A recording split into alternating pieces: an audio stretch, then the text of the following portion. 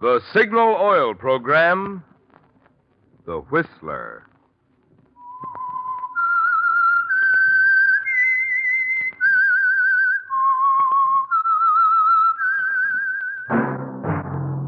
That whistle is your signal for the Signal Oil Program, The Whistler.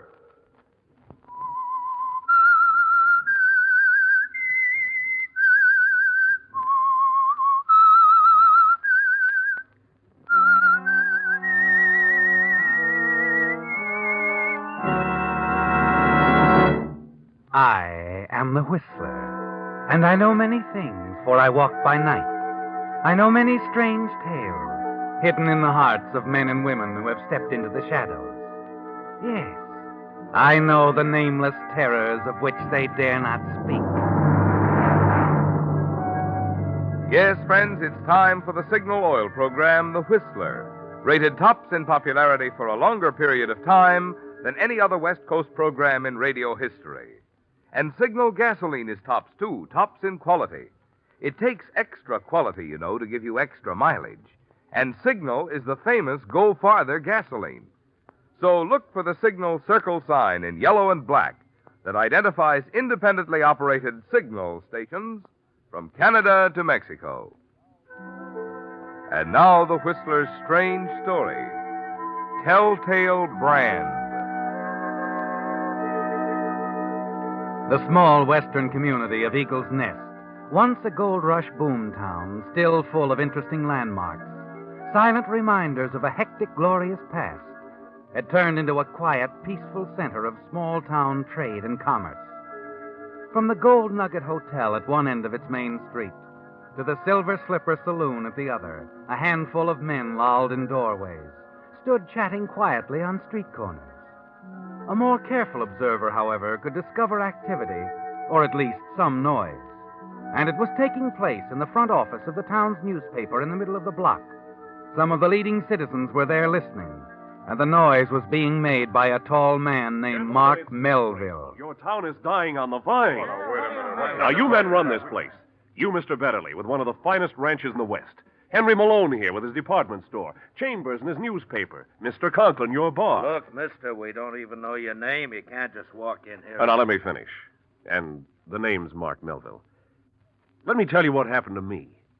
I have a good public relations business in San Francisco. 2 weeks ago, I suddenly got fed up, wanted a rest, a change. I closed up the office, stepped onto a bus, ended up here. No particular reason, just stepped off the bus. You know what happened to me when I walked down your main street? I didn't see a broken-down, has-been community. No, sir. I saw a colorful saloon with swinging doors.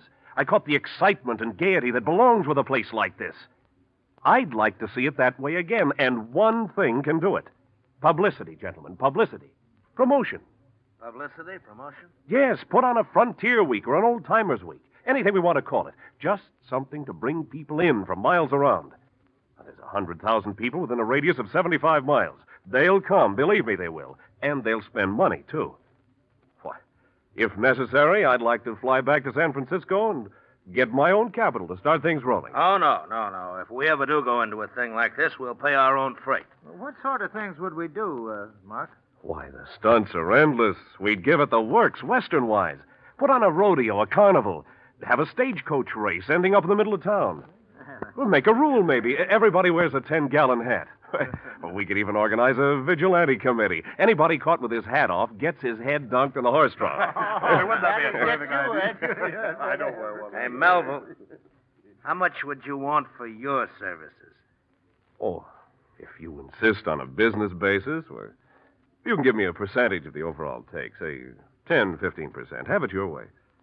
15% it is. Boys? Yeah, that's right. When can you get started? Why wait another minute? I'll go back to my hotel, start setting things up right now.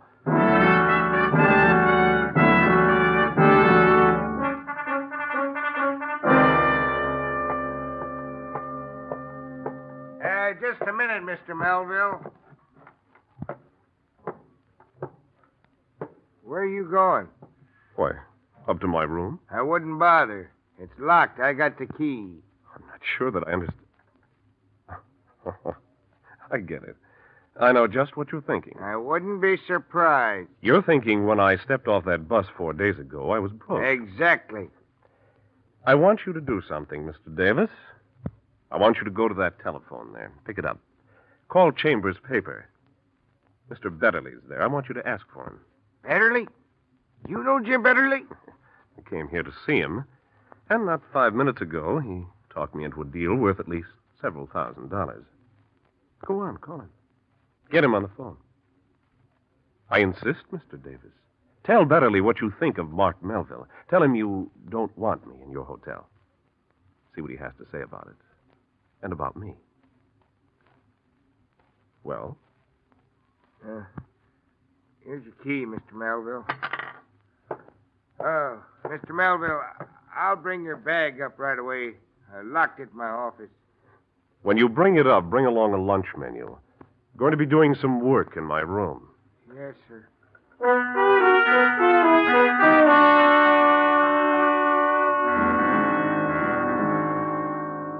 It's amusing, isn't it, Mark, how people can be impressed? You've often thought that, given the means, you could change a universe. Only right now, and for several thousand badly needed dollars, you must concentrate on changing Eagle's Nest, putting it on the map as you promised. The next day, you move your headquarters over to the newspaper office. It's while you're at the typewriter pounding out the first publicity release on the Eagle's Nest Frontier Week that you met someone else. Hello. Hello?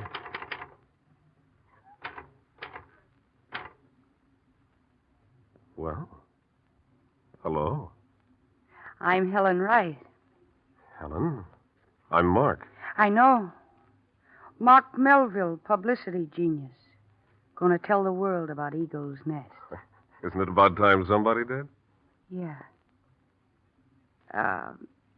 That is my typewriter you're using. Oh. Well, I'll be through in a minute. Use it. As long as you like. Thanks. You, work here on the paper, huh? Yeah.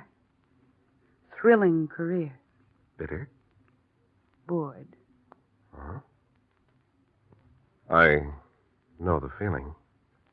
What do you do about it? I generally start looking around for something new to take up my time. Interesting idea. It usually works. You like to discuss it sometime? Maybe. Live close by? No. I live out. About 5 miles. Doing anything tonight? Wasn't planning to. Why don't you meet me here in town? I'm engaged to Jim Betterly. Oh. Well, I guess that changes things. Yeah. I better meet you out of town.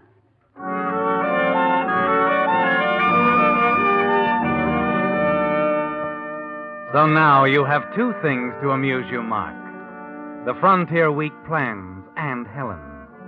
Soon you're seeing Helen every night late, always meeting her out of town so nobody will see the two of you together. But a week or so later, you begin to notice two things which disturb you. First, Helen is getting more serious. And second, her fiancé, Jim Betterly, is staring at you very curiously these days. And then, just before the Frontier Week opens, it all comes to a head. After the final committee meeting, Jim Betterly waits while the other members leave, and then he comes up to you. Melville, Oh, Betterly. I want to talk to you. Yeah?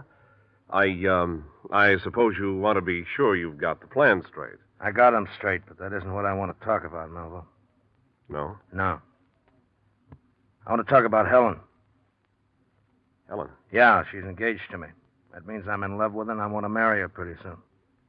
Why, sure. I hope you do, but... Melville, all this stuff you've done for the town so far shows you got a lot of brains. You're a pretty clever fella. Just don't get too clever. Look, I don't know what this is all about, Betterly, but believe me, you've got nothing to worry about as far as Helen's concerned. I'm glad you said that, Melville. Just don't forget it.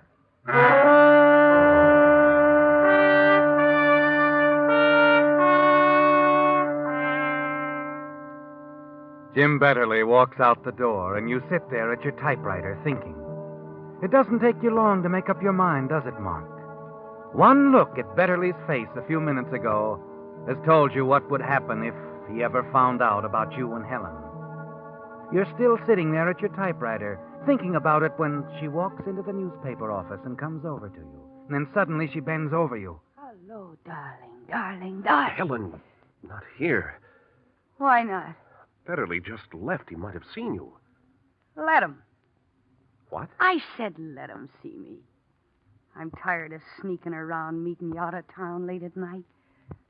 I thought that was the way you wanted things. I did at first. I thought I wanted to hang on to Jim then.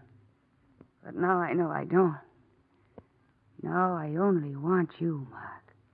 Well, as a matter of fact, Helen, I want to talk to you about us. Yeah, I've been hoping you would, darling. I don't think you understand. Mark, you'll be leaving town after Frontier Week. Take me with you. I'm sick of this stupid little town. Take me to San Francisco, Mark. We can get married there. San Francisco? Yeah, that's where we belong. Together. I'm afraid not, Helen. What do you mean? Look, we've had a lot of fun together. But, well, things seem to have gotten a little beyond the fun stage. So I think it would be best for all concerned if we just called it a day. Called it a day? Now, let me get this real clear, Now, Mark. look, let's not... You want to brush me off? Helen! Well, there's something you ought to know, Mark. I don't brush. When there's something I want, I hang on to it. And if you think otherwise, you're in for a lot of trouble. Trouble? Look, Helen, I don't like threats. This isn't a threat, darling. It's a fact. Jim Betterly's got quite a temper. Ha! You're bluffing. He's the last guy in the world you'd tell. Is he?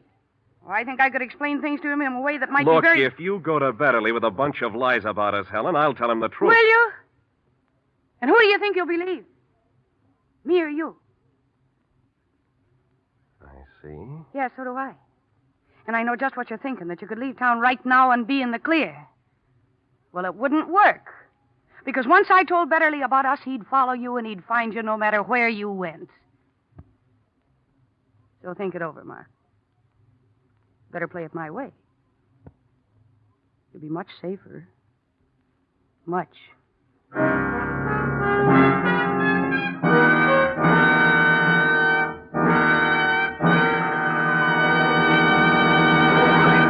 With the prologue of Telltale Brand, the Signal Oil Company brings you another strange story by The Whistler. Now that the holiday season is over, most of us are settling down to some serious thinking about economy. And economy, that's one place where Signal, the famous Go Farther gasoline, shines. Of course, if you've lived out west any length of time, you already know that throughout the Pacific Coast states, from Canada to Mexico, Signal has an enviable reputation for mileage. But mileage, mind you, is only half of Signal's story. Just ask any driver who powers his car with Signal gasoline, and you'll find he's equally enthusiastic about Signal's performance, which is only natural, because good mileage and superior performance go hand in hand. Both are the result of the extra efficiency today's Signal gasoline coaxes from your motor. That's why if you want to measure gasoline quality, you'll find your best yardstick is your speedometer. It takes extra quality to go farther. And remember, Signal is the famous Go Farther gasoline. And now back to the Whistler.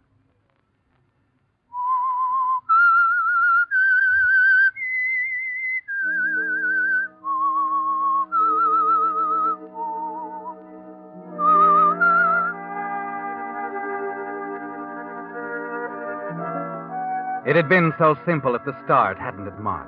So easy selling the citizens of Eagle Nest on the idea of a Frontier Week celebration. And you looked forward to the day when it would all be over, and you could ride out of Eagle Nest with $3,000 or $4,000 in your pocket for masterminding the affair. Yes, it was a perfect setup. Until you became involved with Helen, Jim Betterly's fiancée. Now there's no telling how much trouble she'll make if she goes to Betterly with her version of what's happened. And yet you can't leave town. Not before you've collected the money that will be waiting for you at the end of the celebration. You think about it in the days that follow and struggle to reach a decision. Then Frontier Week opens, and you plunge into the 1,001 details of running the affair. You manage to avoid Helen as much as possible. And then on the night of the carnival, as you wander around the grounds, you notice Helen at a distance. She's with a stranger, a man you've never seen before. And then as you watch them... Melville. What? Oh, Betterly. How's it going? How's what going? Why, the carnival? Pretty good. I want to talk to you a minute, Melville. Well, This won't take long. I want to get it off my chest. Why, how come you're not making the rounds of the sideshows tonight, Betterly? Because I've been looking for you. Say, I see you've got a friend to show Helen around. A friend? Yeah, I saw her with someone a few minutes ago. He's no friend. I've never seen him before. Oh? Look, Melville. Hey, grab the tulips, boys. He hasn't got a hat on. Go on, get him over here. Here, vigilantes are doing quite a job, Betterly. That horse trough's gotten a lot of business. Yeah. Melville, quit changing the subject. What I got to say isn't easy, and I want to get it over with. All right. What is it? Last week, you and I had a little talk. Remember? Yes, but I told you then, Betterly. I thought you and Helen had been seeing each other. Look, Betterly. The last couple of days, I've hardly seen her, and now, tonight, she's with a stranger. You say you haven't seen her much lately? No. And, well, maybe I was wrong about you, Melville. I just wanted to tell you I'm sorry for shooting my mouth off the other day. Why, that's okay, Betterly. Sure, forget it.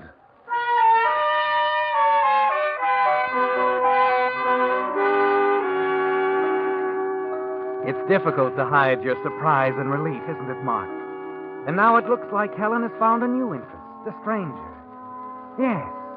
Suddenly it seems that all your troubles are over, doesn't it? It's almost 2 in the morning when you go back to your hotel room. But then as soon as you close the door, you see it, the note on your pillow. And as you read it, you realize your troubles aren't over after all. Mark, I must see you tonight. It doesn't matter how late. I'll be expecting you. You'd better not disappoint me. Helen.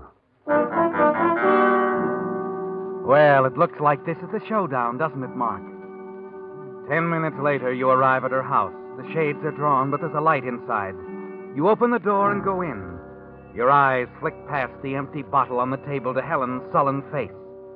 She pokes silently at the coals in the fireplace with a poker and then straightens up and turns to you. Decided to quit trying to hide from me, huh? Look, I haven't been trying to hide. I just wanted to get things straightened out in my mind. Anyway, I'm sure your new boyfriend has kept you from getting too lonely. Boyfriend.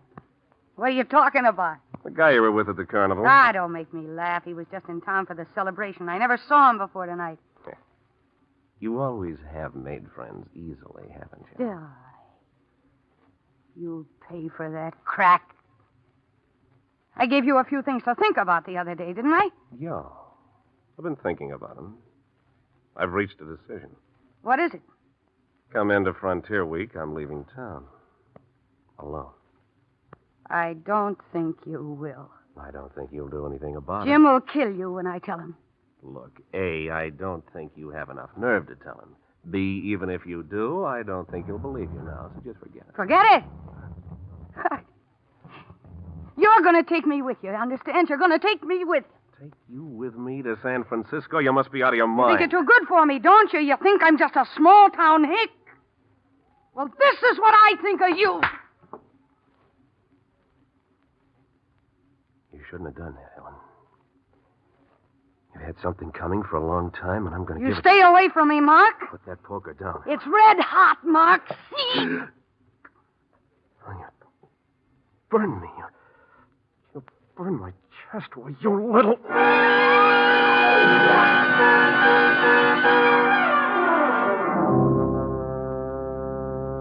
Moments later, you're standing there in a daze, Mark, staring at Helen's lifeless body on the floor, then at the angry X-shaped burn on your chest.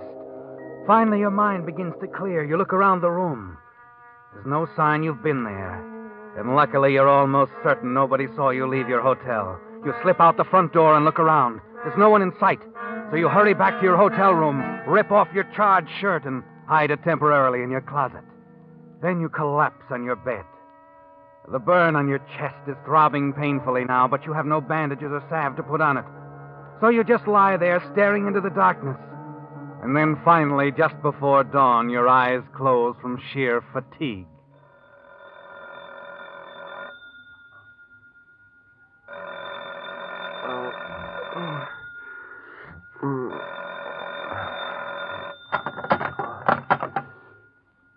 Oh. Melville? Yeah. This is Sheriff Horton. What?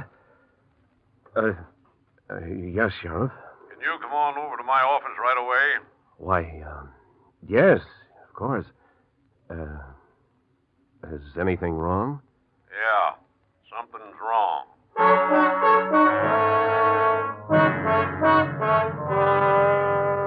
And you know what he means, don't you, Mark? Helen's murder. Probably this is just routine, but you've got to be on guard. You put on a clean shirt and wince as the cloth brushes against the burn. 10 minutes later, you walk into the sheriff's office. With him are a circle of grim-faced men. Among them, Chambers, Conklin, and Jim Betterly. The sheriff doesn't lose any time questioning you. Where were you last night, Melville? Last night? Why, the carnival? What time did you leave? Oh, must have been almost 2. Everything was closing up. Why, Sheriff? Where'd you go after you left the carnival? To my hotel room. Did you leave your room at all after that? No. Look, would you mind telling me what this is all about? Sometime between 2 and 3 this morning, Helen Wright was murdered. What? Oh, no. Yeah, and I think you might have had something to do with it, Mobile. Sheriff, I'm getting sick and tired of this guy throwing nasty accusations at me. 2 weeks ago, he got the crazy idea I was seeing Helen secretly. He even threatened me about it. But you admitted to me yourself, Betterly, that you were wrong just last night. Yeah, that was before I talked to Joe Merrill. Joe Merrill? Who's he? He drives a truck between here and Little Creek every night. He says he's seen Helen riding on the highway more than once lately, and the man she was with looked like you. Like me? Why, that's... No, Betterly. Joe didn't make a positive identification. He said it was too dark. Sheriff, this whole thing is ridiculous. Anyone that says I was ever with Helen is lying. If I just had one little shred of proof, Melville, just one little shred... But you don't, Betterly. There's no case against Melville, and you know it. Oh, there's no use arguing among ourselves. If we could just locate that stranger and pick him up, I got a strong hunch he's our boy. Stranger?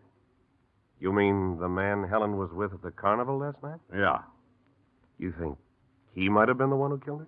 Beginning to look that way. Yeah, Melville dropped out of sight during the night. Apparently left town. No trace at all of him. I think maybe if we could only catch up to him, we'd find the brand Helen slapped on him. Brand? Yeah. We found a poker and some charred bits of cloth on the floor beside her body. Looks like she branded her killer. Oh, I see. Look, Sheriff, I don't care what Melville says. I still think he's lying. Now, listen, I Betterly. think he was sneaking around trying to see Helen behind her back. Maybe that's how it was. Maybe she refused to see him, so he killed her. If I could just prove you'd been seeing her, Melville. Betterly, I'm afraid that wouldn't prove much. What do you mean, Ed?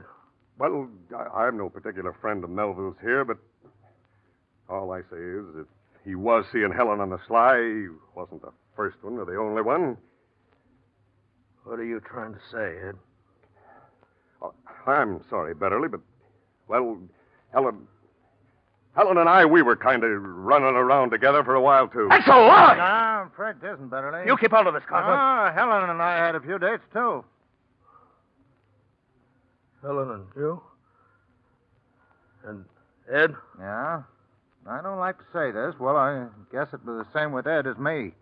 Just as much Helen's idea as it was ours. That's why I think probably it was this stranger that killed her. Helen had sort of a way. Well, I guess that's enough for now. I'm sorry, Betterly. Melville, I don't think I'll need you anymore. You can go now.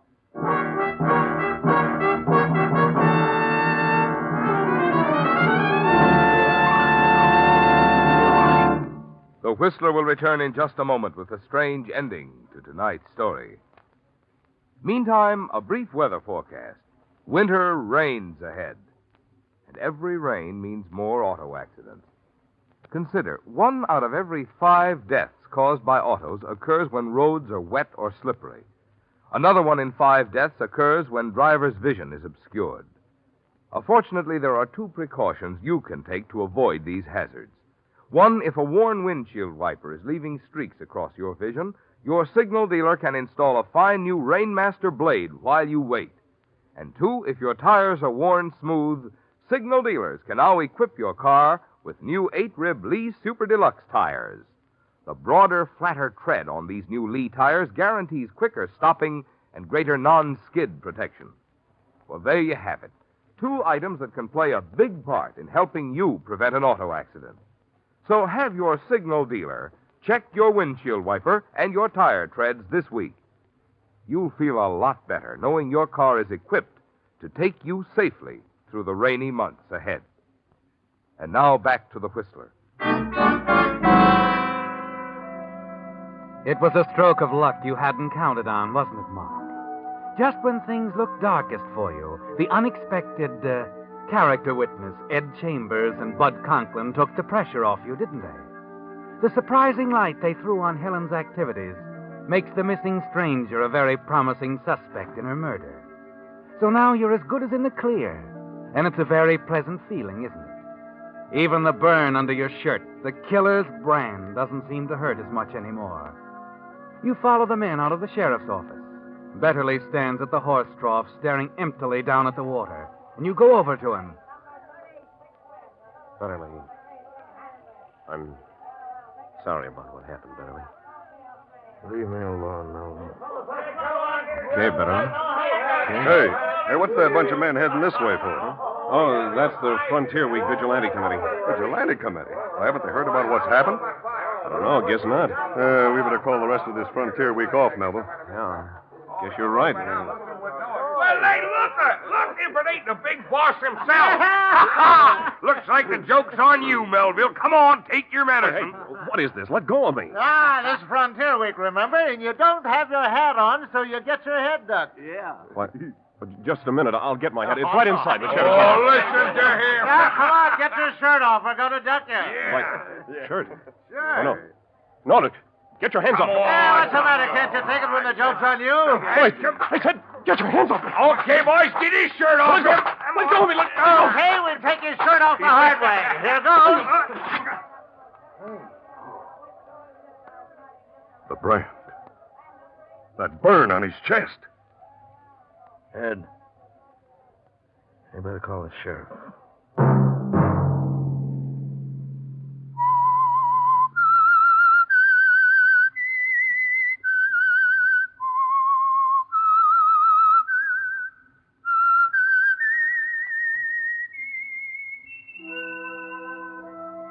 Let that whistle be your signal for the Signal Oil program, The Whistler, each Sunday night at this same time. Brought to you by the Signal Oil Company, marketers of Signal gasoline and motor oil and fine quality automotive accessories. Signal has asked me to remind you, to get the most driving pleasure, drive at sensible speeds, be courteous, and obey traffic regulations. It may save a life, possibly your own. Featured in tonight's story were Rye Billsbury, Mercedes McCambridge, and William Conrad. The Whistler was produced by George W. Allen and directed by Gordon T. Hughes, with story by Bob Reif and music by Wilbur Hatch, and was transmitted to our troops overseas by the Armed Forces Radio Service. All characters portrayed on the Whistler program are fictional. Any similarity to persons living or dead is purely coincidental. Remember, at this same time next Sunday, another strange tale by the Whistler. Marvin Miller speaking. This is CBS, the Columbia Broadcasting System.